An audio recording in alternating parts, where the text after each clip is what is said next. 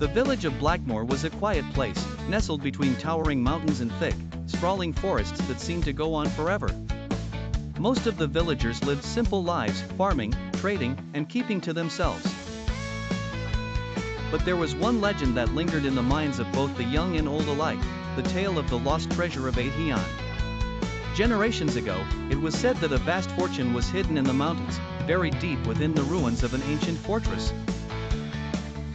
The treasure had belonged to Atheon, a tyrannical warlord who had ruled the lands with an iron fist. When he fell in battle, his wealth vanished with him, rumored to be locked away in a secret chamber that no one had ever been able to find. Over the centuries, countless adventurers had tried to uncover it, but none had ever returned. Among those captivated by the legend was a young man named Elias. Unlike the rest of the villagers, who treated the story as a myth, Elias believed it to be real.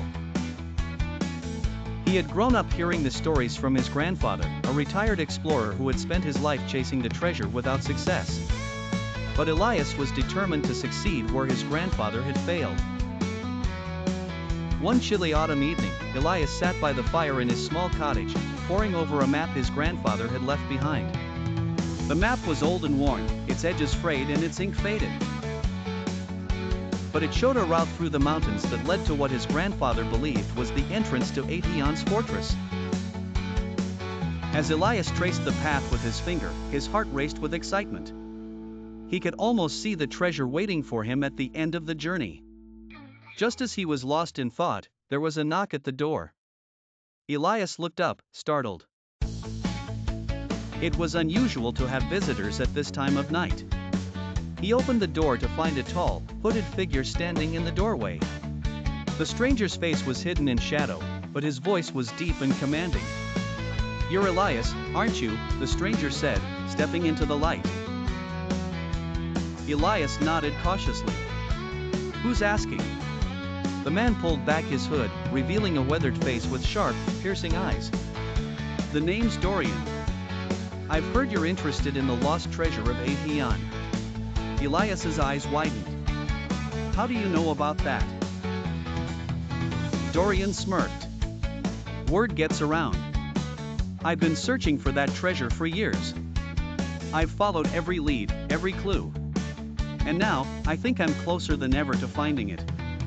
But I need help." Elias's curiosity was piqued, but he remained wary. "Why me?"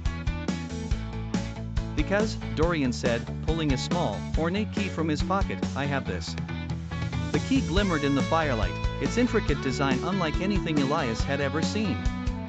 "This key is the final piece of the puzzle. With it, we can open the entrance to the fortress. But it's a dangerous journey, and I can't do it alone." Elias stared at the key, his heart pounding in his chest. This was it, the opportunity he had been waiting for. The chance to find the treasure and prove that his grandfather's life had not been in vain. "I'm in," Elias said, without hesitation. The next morning, Elias and Dorian set off into the mountains. The air was crisp and cold, and the path was steep and treacherous. As they climbed higher, the forest gave way to rocky cliffs and jagged peaks, the landscape growing more desolate with each step.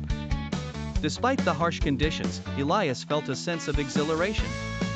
The treasure was closer than ever, and he could almost taste the riches that awaited them.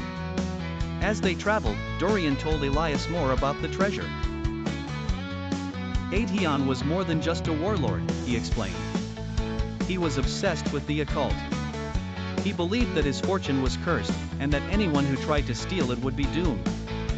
That's why he went to such great lengths to hide it.